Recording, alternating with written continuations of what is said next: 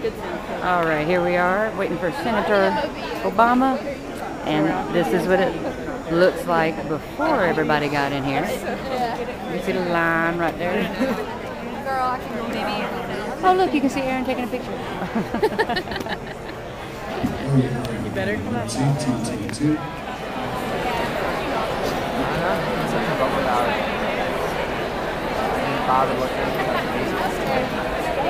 Like, there's so many issues.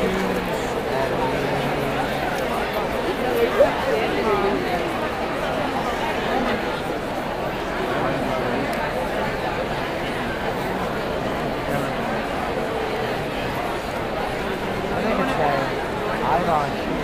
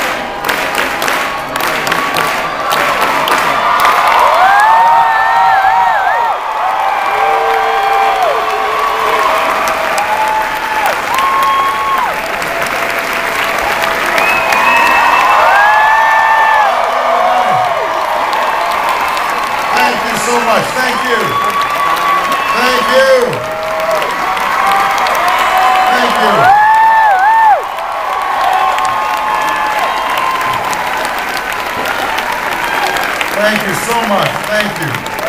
Well, first of all, thank you.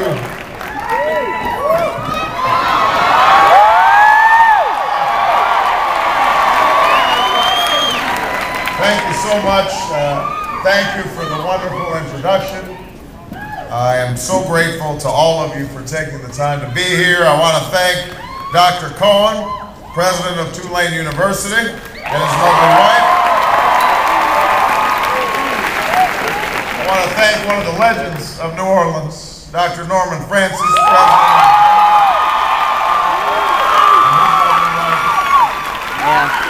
I want to thank all the university presidents assembled, all the elected officials who are assembled today, including many of the supporters who are gathered here in the front. I'm so grateful for all the great work that they're doing. I want to thank a special guest, my good friend, former Mississippi Governor Ray Monmouth, who is here. Thank you so much. I knew he looked familiar. I want to thank the 500 people who are gathered outside and we couldn't get seats for them. But they're hearing it broadcast outside, so a special thanks and shout out to them. It is a beautiful day.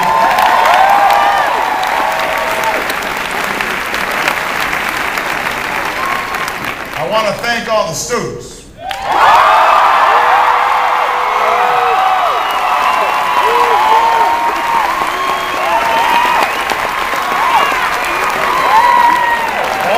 All the young people who recovered from Mardi Gras.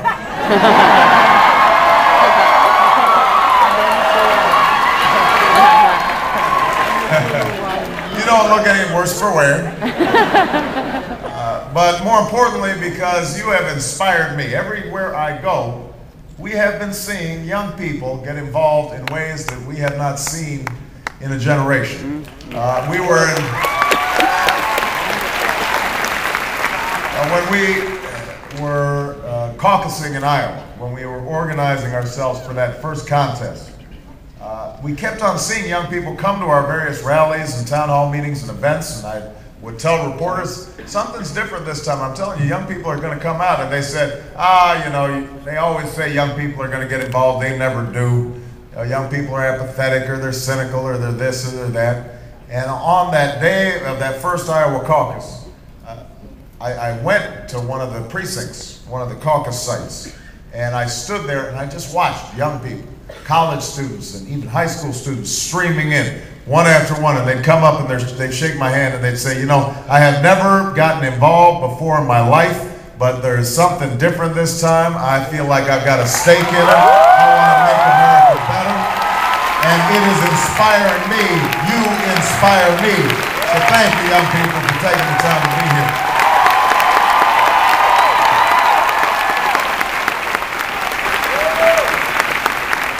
So it is good to be back in New Orleans. I am sorry that I'm a few days late for Mardi Gras, but I'm running for president, and they can't, you know, the pictures that might come out of me in Mardi Gras might have doomed my chances. I might have never recovered. New Orleans is a city that has always shown America what is possible when we have the imagination to see the unseen and the determination to work for it. It's a city where slaves met in Congo Square to raise their voices in improbable joy. And a young man named Luke from back of town played the first tunes. It's a city where Jackson turned back the British, and a great port connected America's heartland to the Gulf. It's a city where races and religions and language got all mixed up. And all together formed something entirely new, something different and something special. An imperfect place made more perfect through its promise for forgiveness. Now, in the wake of this quintessentially American city's greatest test, a test that President Cohen, President Francis, and so many political leaders and community leaders and ordinary people were able to work through. We see the stirrings of a new day. This great university is well into another academic year, and driving up to the campus, it was astonishing to think that only a few years ago this site was 3 feet underwater.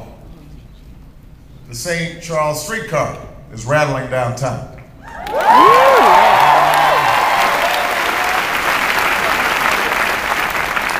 The Endymion Parade again winds through the streets of Mid-City. And as a Bears fan, this is hard to admit, but a son of a New Orleans, Eli Manning even won an improbable Super Bowl.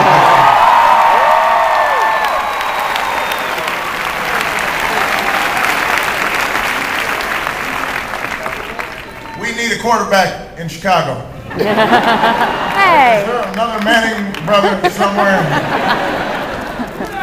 We've been having some problems.